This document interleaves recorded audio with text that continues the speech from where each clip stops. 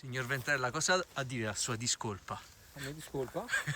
Cosa ho commesso? Quali colpe ho? È andata così. Davide, cosa vogliamo fare? Sono un po' fuori allenamento. Giustamente Luca, 1400 metri di dislivello, sbam, così. Possono andare? Che faccio? Lascio? Sono 1400, che faccio? Lascio? Lascio.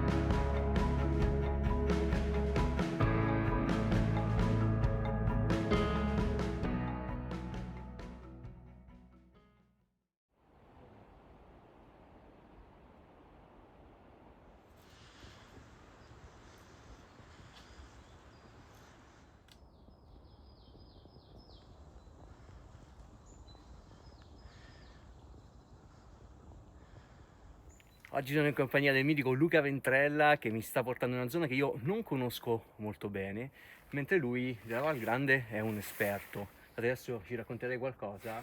Sì, questa è una zona particolarmente bella secondo me. Non siamo politicamente all'interno del Parco della Val Grande, siamo diciamo, fuori dai suoi confini, fino al bivacco Pozzolo dove arriveremo oggi, a 1600 metri.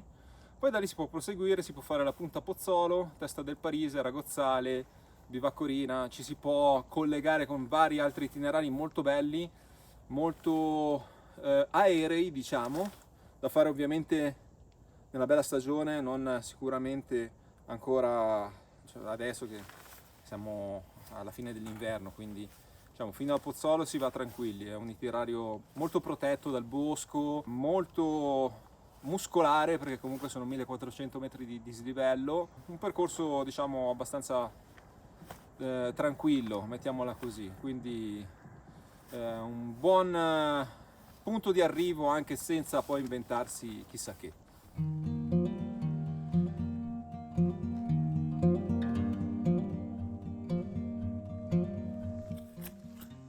Stagni plurisecolari sicuramente, impressionante, quello lì è veramente impressionante.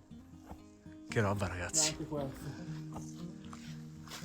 La salita è fisicamente impegnativa, noi abbiamo anche il materiale per passare la notte al bivacco. Sì, non abbiamo degli zaini pesantissimi, però di certo non sono zaini da escursione giornaliera. Più su speriamo di trovare un po' di neve, così salutiamo l'inverno.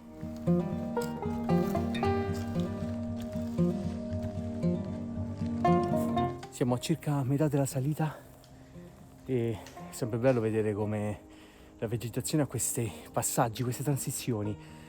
Più giù avevamo castagni, betulle, adesso abbiamo questa faggeta magica direi, con questa atmosfera a tratti spettrale, ma che toglie il fiato. Ora, da diverso tempo che non trovavo il fantomatico chaga, diciamo che lo si riconosce anche spaccandolo, perché dentro è arancione quasi praticamente. È facile confonderlo con i bozzi che crescono sulle betulle, che sono scuri, sono tipo cicatrici.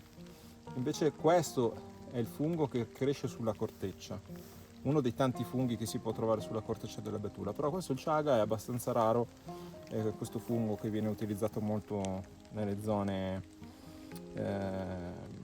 boreali, diciamo tra Canada, Alaska, Siberia, questi posti qui è molto tradizionale consumarlo come una sorta di tè. Se si sa riconoscere è ricco di micronutrienti, antiossidanti, vitamine e così via.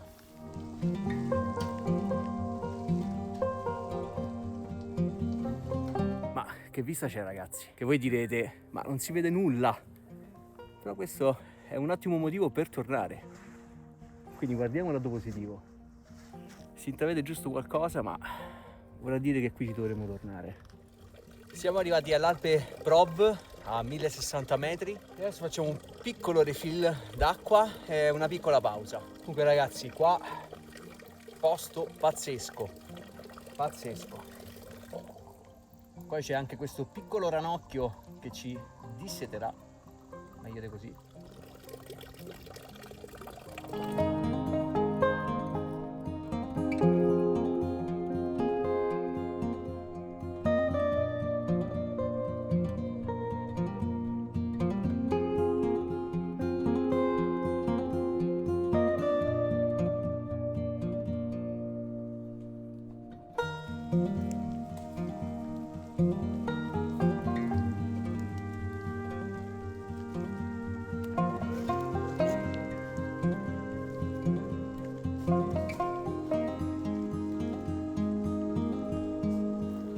inizia a calpestare la prima neve.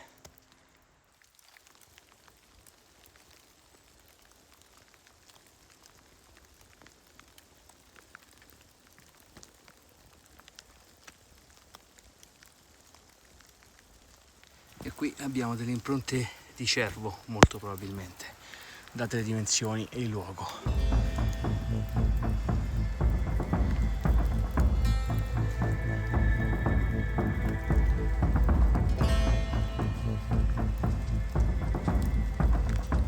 Questi possono sembrare dei tratti banali, ma in realtà, come vedete, è molto scosceso. Se non si presta molta attenzione è un attimo vedere giù. Abbiamo approfittato di una piccola pausa per mettere su ghette e ramponcini. Adesso mancano circa 300 metri di dislivello al nostro bivacco e ci toccherà sfondare un po' di neve. Andiamo a pestarla.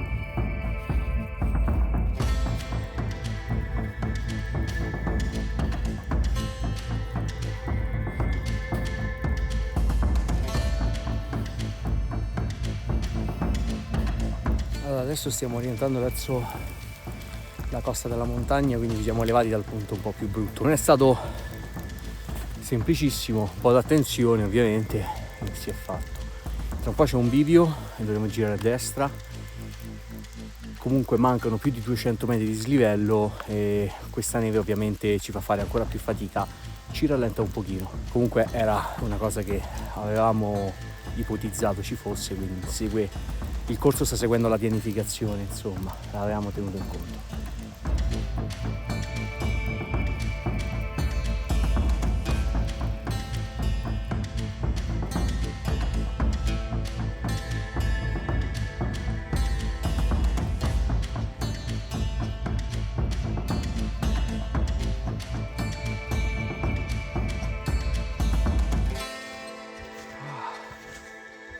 E come un miraggio il tetto del bivacco. Eccolo. Ok Luca, torniamo indietro? Avevo detto 1400, ma alla fine di questi 1400 quelli più tosti erano gli ultimi 100 metri. Mizzica veramente.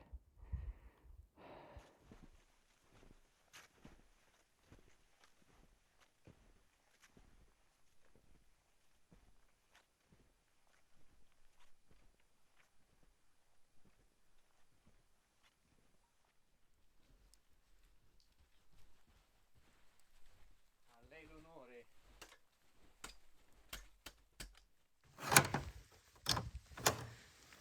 Mamma mia, che lusso.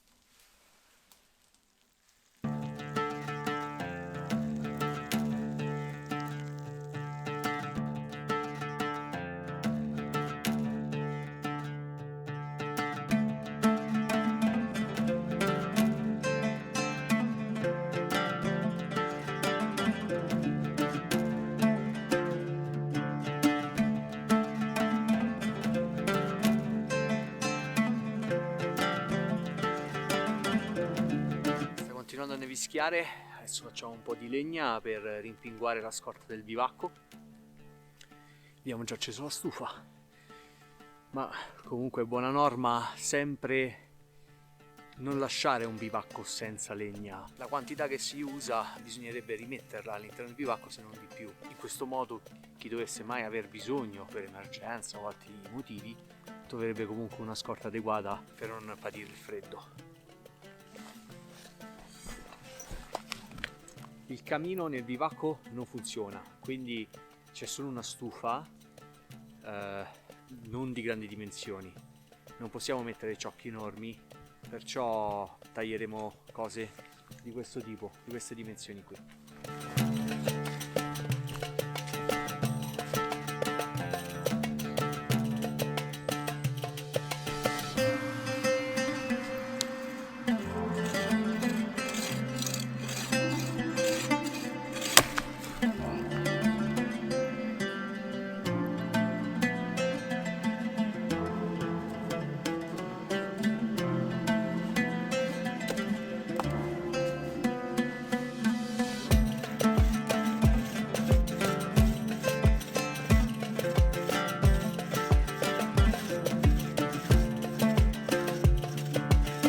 In bivacco si trovano attrezzi idonei, ma non datelo per scontato, quindi quando fate un'uscita del genere magari portatevi qualcosa di più contenuto ma che vi possa servire per far legna. Io in questo caso ho portato il mio Bako Laplander, molto leggero e compatto, e in più un coltello full tang, il Poker Bronco, per magari sezionare qualche pezzo di legno per fare listarelle per l'avviamento del fuoco.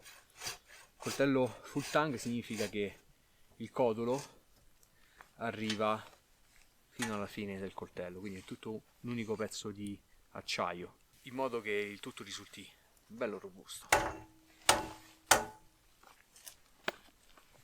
Sono piccoli attrezzi che però in questo caso possono fare veramente la differenza nel caso non troviate attrezzi più idonei.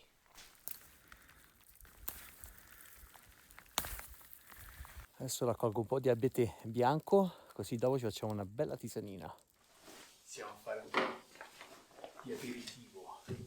Abbiamo una Tomma di Pione, che è un paesino della Valsesia, salamino con cervo e salamino di cinghiale.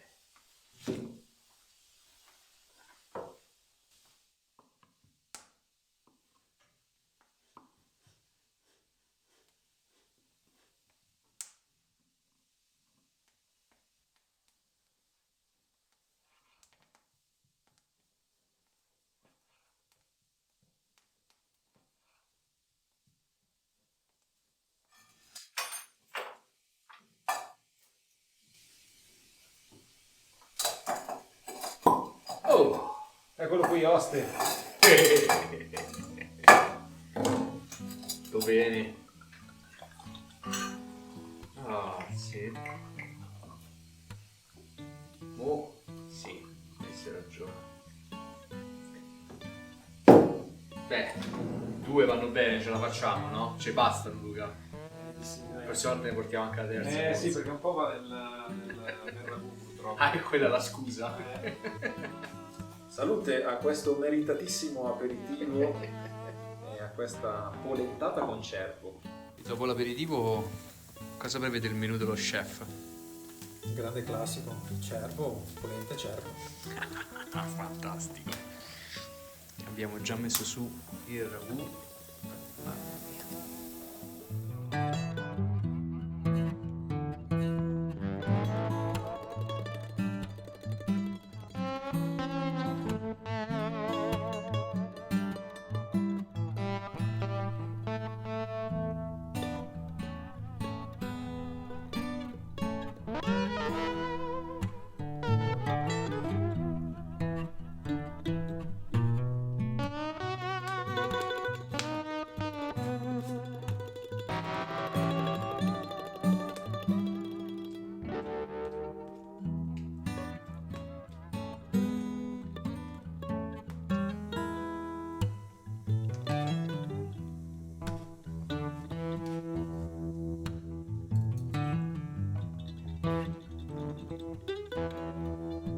Mega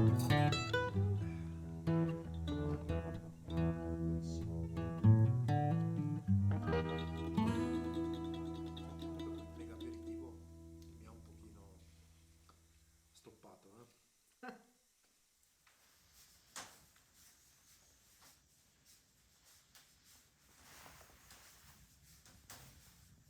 Sta nevicando un bel po', adesso avrà fatto una decina di centimetri circa.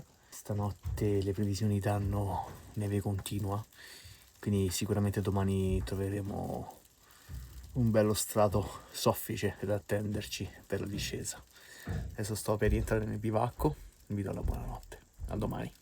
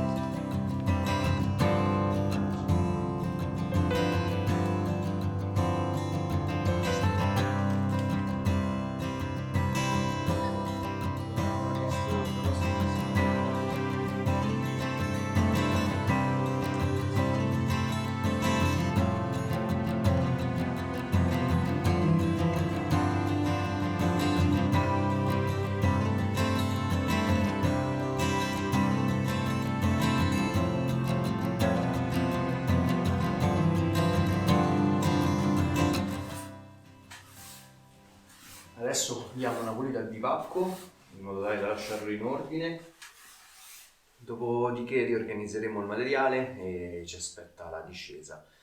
Il meteo dava un miglioramento nella tarda mattinata, ma in realtà fuori dalla finestra vedo uno strato spesso di nubi e non credo che smetterà di nevicare. Quindi ne sta buttando giù altra, stanotte appunto penso ne avrà buttata giù un 30 cm e adesso altri 10 almeno, quindi si affonderà ancora di più, però seguiremo pian piano le nostre tracce che sono quasi coperte ormai, ma si vedono appena appena degli avvallamenti dove siamo passati e ripiegheremo pian piano con cautela.